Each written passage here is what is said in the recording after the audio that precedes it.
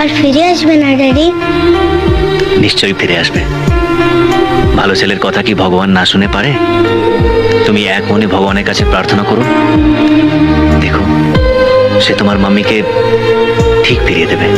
সত্যি?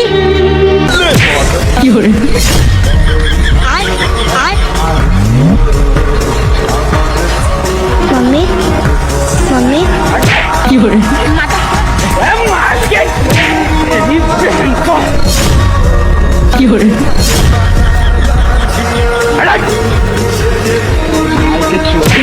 अबे साले मांगो तेरा बहन का कदम महावीर